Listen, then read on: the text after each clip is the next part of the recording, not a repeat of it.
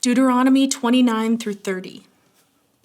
These are the terms of the covenant the Lord commanded Moses to make with the Israelites while they were in the land of Moab, in addition to the covenant he had made with them at Mount Sinai. Moses summoned all the Israelites and said to them, "You have seen with your own eyes everything the Lord did in the land of Egypt to Pharaoh and to all his servants and to his whole country, all the great tests of strength, the miraculous signs, and the amazing wonders. But to this day the Lord has not given you minds that understand, nor eyes that see, nor ears that hear. For 40 years I led you through the wilderness, yet your clothes and sandals did not wear out. You ate no bread and drank no wine or other alcoholic drink, but he provided for you so that you would know that he is the Lord your God. When we came here, King Sihon of Heshbon and King Og of Bashan came out to fight against us, but we defeated them. We took their land and gave it to the tribes of Reuben and Gad and to the half-tribe of Manasseh as their grant of land. Therefore, obey the terms of this covenant so that you will prosper in everything you do. All of you, tribal leaders, elders, officers, all the men of Israel, are standing today in the presence of the Lord your God. Your little ones and your wives are with you, as well as the foreigners living among you who chop your wood and carry your water. You are standing here today to enter into the covenant of the Lord your God. The Lord is making this covenant, including the curses. By entering into the covenant today, he will establish you as his people and confirm that he is your God, just as he promised you and as he swore to your ancestors, Abraham, Isaac, and Jacob. But you are not the only ones with whom I am making this covenant with its curses. I am making this covenant both with you who stand here today in the presence of the Lord our God, and also with the future generations who are not standing here today. You remember how we lived in the land of Egypt and how we traveled through the lands of enemy nations as we left. You have seen their detestable practices and their idols made of wood, stone, silver, and gold. I am making this covenant with you so that no one among you, no man, woman, clan, or tribe, will turn away from the Lord our God to worship these gods of other nations, and so that no root among you bears bitter and poisonous fruit. Those who hear the warnings of this curse should not congratulate themselves thinking, I am safe even though I'm following the desires of my own stubborn heart. This would lead to utter ruin. The Lord will never pardon such people. Instead, his anger and jealousy will burn against them. All the curses written in this book will come down on them, and the Lord will erase their names from under heaven. The Lord will separate them from all the tribes of Israel to pour out on them all the curses of the covenant recorded in this book of instruction. Then the generations to come, both your own descendants and the foreigners who come from distant lands, will see the devastation of the land and the diseases the Lord inflicts on it. They will exclaim, "The whole land is devastated by sulfur and salt. It is a wasteland with nothing planted and nothing growing, not even a blade of grass. It is like the cities of Sodom and Gomorrah, Admah and Zeboim, which the Lord destroyed in his intense anger." And all the surrounding nations will ask, "Why has the Lord done this to this land? Why was he so angry?" And the answer will be, this happened because the people of the land abandoned the covenant that the Lord, the God of their ancestors, made with them when he brought them out of the land of Egypt. Instead, they turned away to serve and worship gods they had not known before, gods that were not from the Lord. That is why the Lord's anger has burned against this land, bringing down on it every curse recorded in this book. In great anger and fury, the Lord uprooted his people from their land and banished them to another land, where they still live today. The Lord our God has secrets known to no one. We are not accountable for them, but we and our children are accountable forever for all that he has revealed to us, so that we may obey all the terms of these instructions. In the future, when you experience all these blessings and curses I have listed for you, and when you are living among the nations to which the Lord your God has exiled you, take to heart all these instructions. If at that time you and your children return to the Lord your God, and if you obey with all your heart and all your soul all the commands I have given you today, then the Lord your God will restore your fortunes. He will have mercy on you and gather you back from all the nations where he has scattered you. Even though you are banished to the ends of the earth, the Lord your God will gather you from there and bring you back again. The Lord your God will return you to the land that belonged to your ancestors, and you will possess that land again. Then he will make you even more prosperous and numerous than your ancestors. The Lord your God will change your heart and the hearts of all your descendants so that you will love him with all your heart and soul, and so you may live. The Lord your God will inflict all these curses on your enemies and on those who hate and persecute you. Then you will again obey the Lord and keep all his commands that I am giving you today. The Lord your God will then make you successful in everything you do. He will give you many children and numerous livestock, and he will cause your fields to produce abundant harvests. For the Lord will again delight in being good to you as he was to your ancestors. The Lord your God will delight in you if you obey his voice and keep the commands and decrees written in this book of instruction, and if you turn to the Lord your God with all your heart and soul. This command I am giving you today is not too difficult for you, and it is not beyond your reach. It is not kept in heaven so distant that you must ask, who will go up to heaven and bring it down so we can hear it and obey? It is not kept beyond the sea so far away that you must ask, who will cross the sea to bring it to us so we can hear it and obey? No, the message is very close at hand. It is on your lips and in your heart so that you can obey it. Now listen, today I am giving you a choice between life and death, between prosperity and disaster.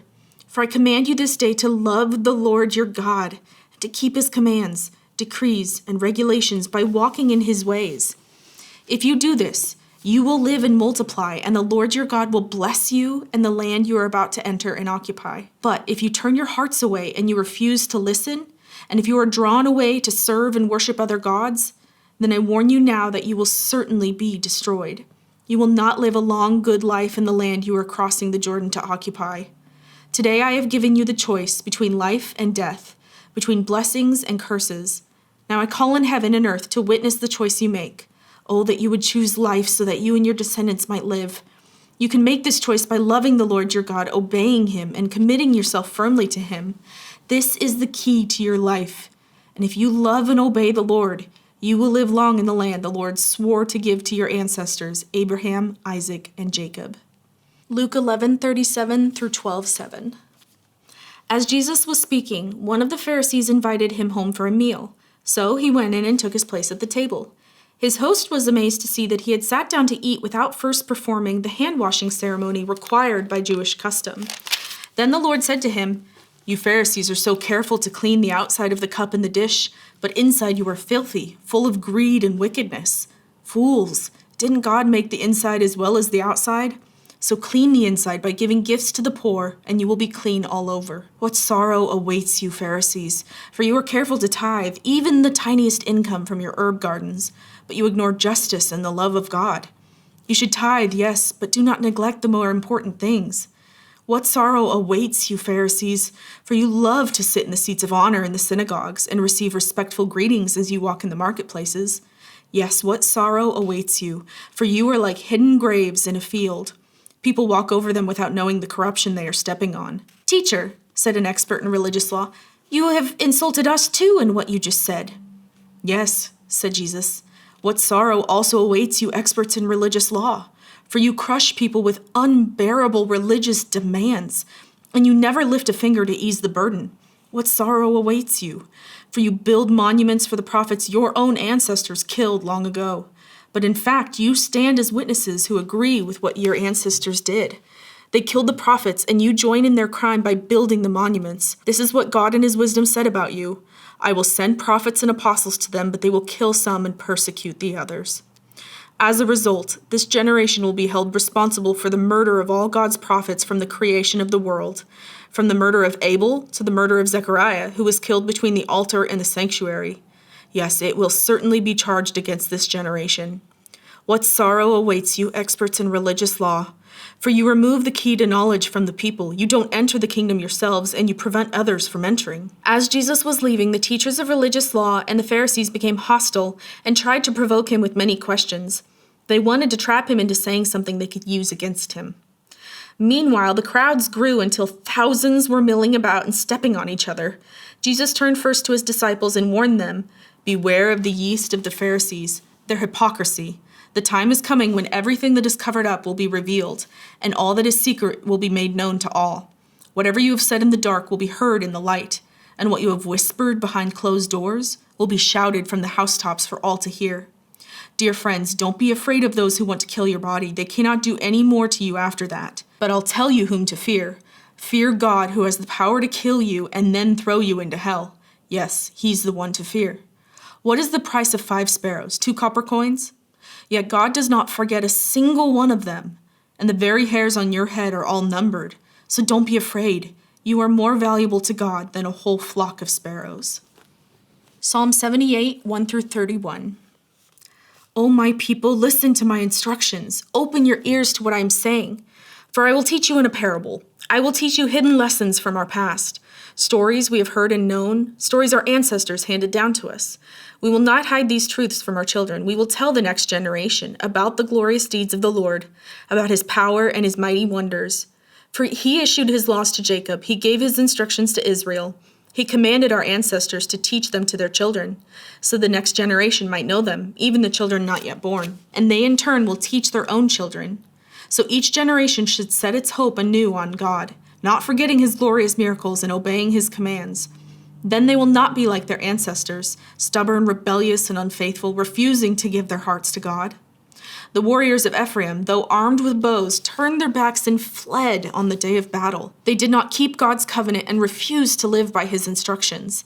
They forgot what he had done, the great wonders he had shown them, the miracles he did for their ancestors on the plain of Zoan in the land of Egypt. For he divided the sea and led them through, making the water stand up like walls. In the daytime he led them by a cloud, and all night by a pillar of fire.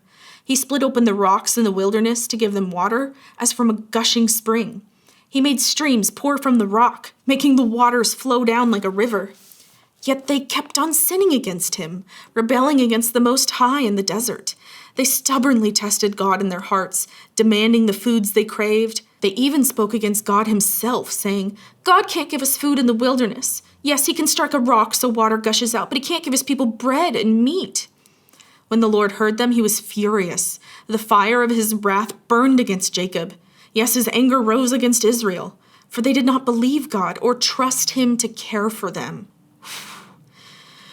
But he commanded the skies to open. He opened the doors of heaven. He rained down manna for them to eat. He gave them bread from heaven. They ate the food of angels. God gave them all they could hold.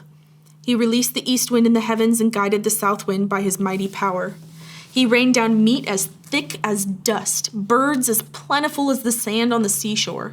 He caused the birds to fall within their camp and all around their tents. The people ate their fill. He gave them what they craved. But before they satisfied their craving, while the meat was yet in their mouths, the anger of God rose against them, and he killed their strongest men. He struck down the finest of Israel's young men. Proverbs 12:19-20. Truthful words stand the test of time, but lies are soon exposed. Deceit fills hearts that are plotting evil. Joy fills hearts that are planning peace.